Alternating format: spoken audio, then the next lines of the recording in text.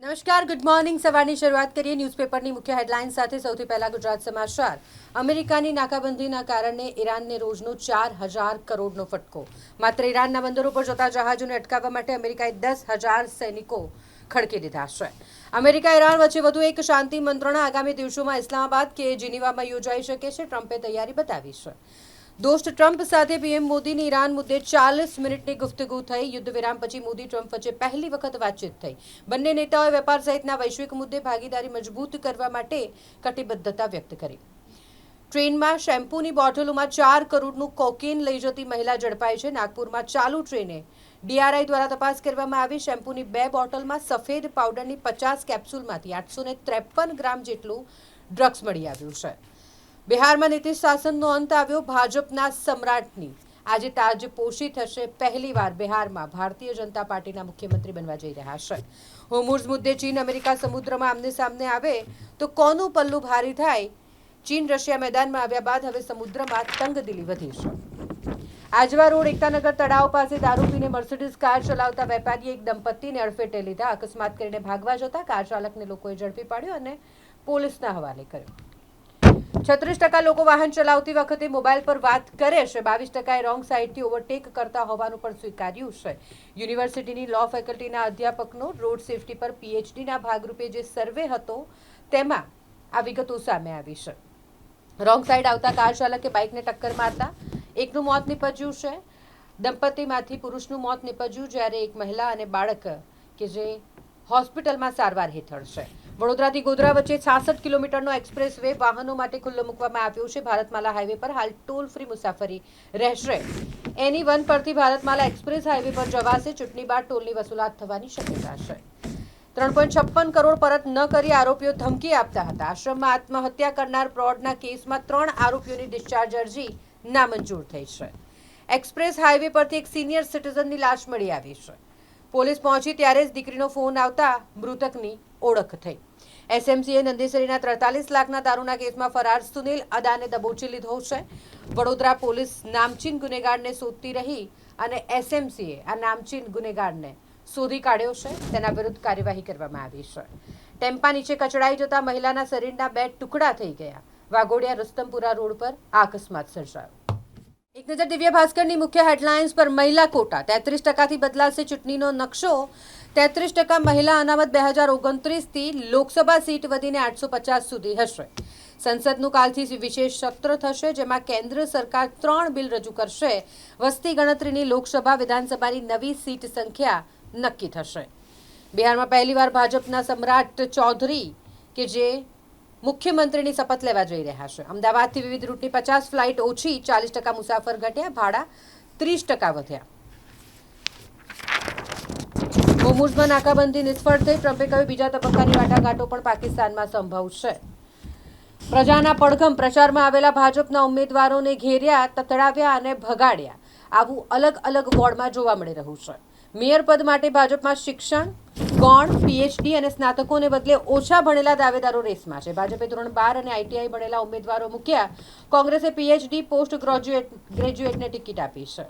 Sun Pharma road પર આધેડ બાથરૂમમાં લોક થયા. 45 મિનિટ સુધી ફસાઈ રહેતા ટ્રેન ચૂકી ગયા.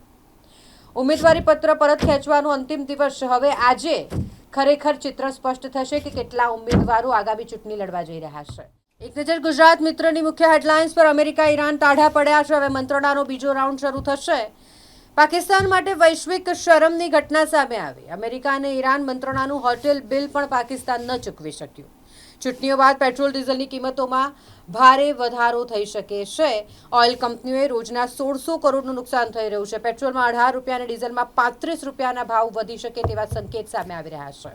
મોદી અને ટ્રમ્પ વચ્ચે ફોન પર વાતચીત. પશ્ચિમ એશિયા સંકટ પર ચર્ચા થઈ. પશ્ચિમ એશિયાના યુદ્ધના કારણે ભારતમાં વધુ 25 લાખ લોકો ગરીબીમાં ધકેલાશે.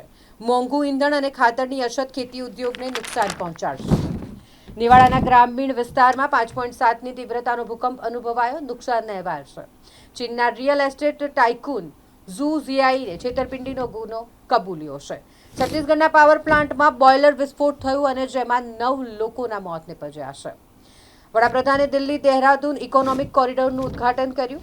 213 કિલોમીટર લાંબો 6 લેન કોરિડોર 12,000 કરોડ રૂપિયાથી વધુના ખર્ચે તૈયાર કરવામાં આવ્યું છે, જેનો પ્રધાનમંત્રી દ્વારા લોકાર્પણ કરવામાં આવ્યું છે. તુર્કીમાં એક હાઈસ્કૂલમાં બંદૂકધારીએ અંધાધૂંધ ગોળીબાર કર્યો, 16 લોકોને ઘાયલ કર્યા અને ત્યારબાદ ખુદને ગોળી મારી દીધી. અમેરિકાનો સૌથી ડરામણો રેઇનબો બ્રિજ રિનોવેશન બાદ ફરી શરૂ થયો છે.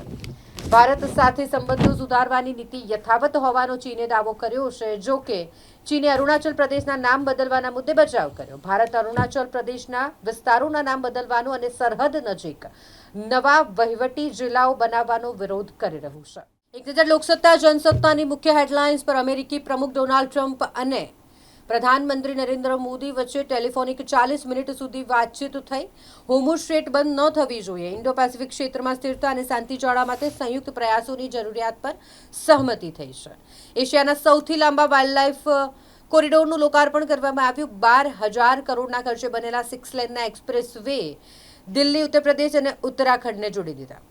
પાકિસ્તાનમાં હોસ્પિટલની બેદરકારીથી 331 બાળકો HIV પોઝિટિવ થઈ ગયા. પાકિસ્તાનના પંજાબ પ્રાંતના તાઉસા શહેરમાં 331 બાળકો HIV પોઝિટિવ મળી આવ્યા છે, જે ચોંકાવનારું છે.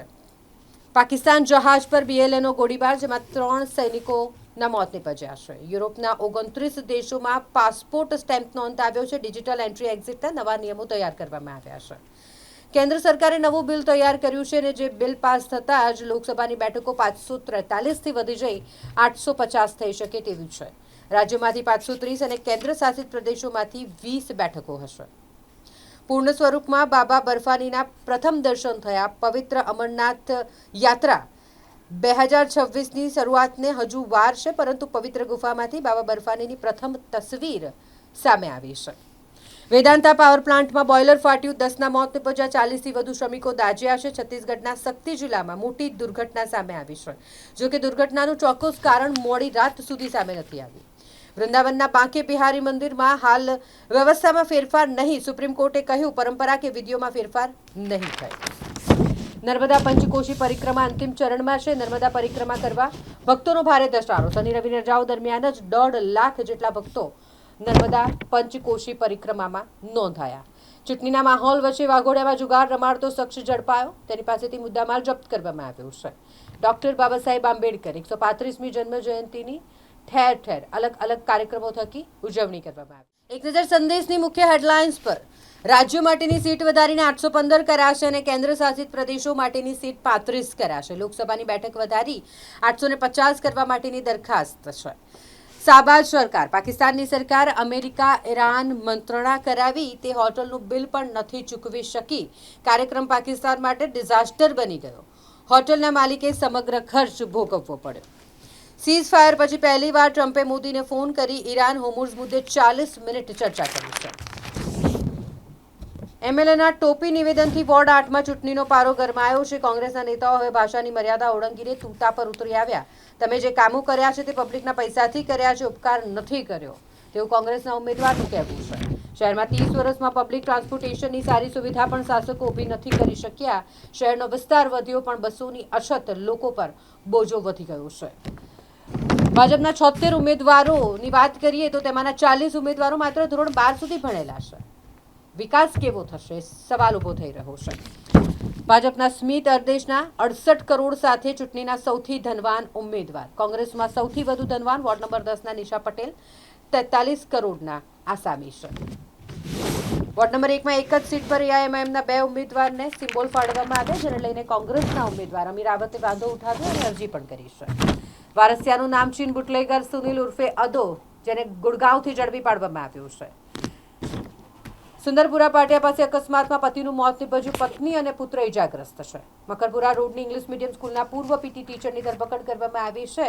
મ્યુઝિશિયન બનાવવાની લાલચે ધોરણ 12ની વિદ્યાર્થીની સાથે જેણે દુષ્કર્મ આચર્યું હતું. કેનેડા મોકલવાના બહાને 17 લાખથી વધુની ઠગાઈની પોલીસ ફરિયાદ થઈ.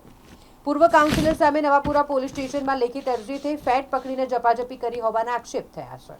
ચોરીના 2 વ્હીલર પર ચેઇન સ્નેચિંગ કરતા અમદાવાદના યુવકની ધરપકડ કરવામાં આવી. સોનાનો અચોડો વેચવા માટે ફરી રહ્યો હતો, જેને ઝડપી પાડી કાયદેસરની કાર્યવાહી કરવામાં આવી છે. શેરબજારની વાત કરીએ તો આજે ભારતીય શેરબજારમાં તેજી જોવા મળી રહી છે. નિફ્ટી ફરી 24,000 સર કરે એવી વકી છે. યુદ્ધમાં પહેલીવાર બ્લોકેડની રણનીતિ અપનાવનાર નેપોલિયન નિષ્ફળ પણ તેની વ્યૂહરચના અનેક વિજયની જનક છે. સેબી દ્વારા રિજેક્ટ કરાયેલી આઈપીઓની અરજીની સંખ્યા 2025-26માં ઘટીને માત્ર 2 થઈ ગઈ છે.